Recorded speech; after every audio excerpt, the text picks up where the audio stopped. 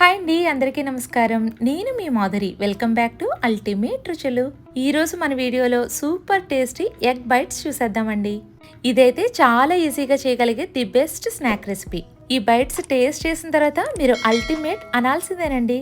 అయితే ఈ super tasty egg bytes ఎలా చేయాలో చూసేద్దాం రండి. దీనికోసం నేను ఇక్కడ 5 ఎగ్స్ తీసుకుని ముందుగానే వీటిని బాయిల్ చేసి క్లీన్ చేసుకుని తీసుకున్నానండి.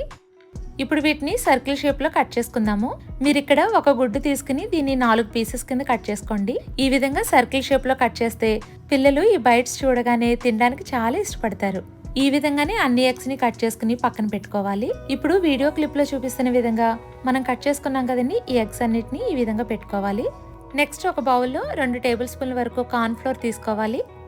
ఇప్పుడు కొద్దిగా కార్న్ ఫ్లోర్ తీసుకుని నేను వీడియోలో చూపిస్తున్నాను కదండి, ఈ విధంగా ఈ ఎగ్ పీసెస్ అన్నిటిని 2 వైపులా కార్న్ ఫ్లోర్ తో కోట్ చేసుకుని పక్కన పెట్టుకోండి.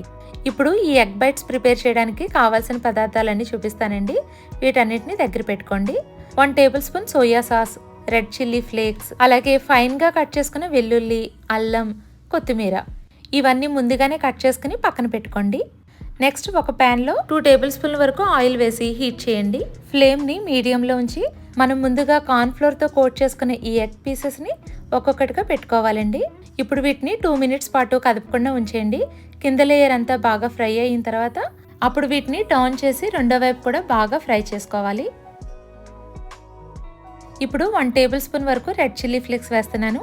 ఇక్కడ మీరు తినే స్పైస్ లెవెల్ని బట్టి మీరు యాడ్ చేసుకోవచ్చు.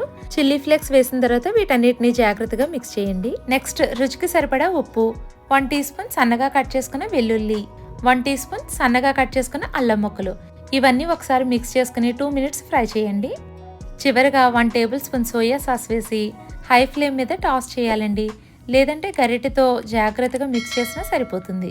అంతేనండి, చాలా సులువుగా ఈ ఎగ్ బైట్స్ ని మనం తయారు చేసుకోవచ్చండి. చూడ్డానికి భలే ఉంది కదా, రుచి కూడా అలాగే అదిరిపోతుందండి. ఫైనల్ గా కొత్తిమీర వేసి స్టవ్ ఆఫ్ చేయండి. మీ దగ్గర స్ప్రింగ్ ఆనియన్స్ ఉంటే అవి కూడా సన్నగా కట్ చేసుకుని వేయండి. రుచి అయితే ఇంకా అదిరిపోతుంది. ఇప్పుడైతే వీటిని ఒక సర్వింగ్ ప్లేట్లోకి తీసుకుని మీ ఫ్యామిలీ మెంబర్స్ అందరికీ ఇవ్వండి. ఒక్క బైట్ కూడా మిగిల్చకుండా అన్ని తినేస్తారు. మీ అందరికీ ఈ రెసిపీ బాగా నచ్చిందా? అయితే నా వీడియోకి ఒక లైక్ చేయండి. అలాగే మీరందరూ ఈ రెసిపీని ట్రై చేసి నా కమెంట్ బాక్స్లో మీ ఫీడ్బ్యాక్ని తప్పకుండా షేర్ చేయండి. నా ఛానల్ని ఫస్ట్ టైం చూస్తున్నవారు, అలాగే ఇప్పటి వరకు సబ్స్క్రైబ్ చేయని వారు నా ఛానల్ని సబ్స్క్రైబ్ చేస్తారని కోరుకుంటున్నానండి.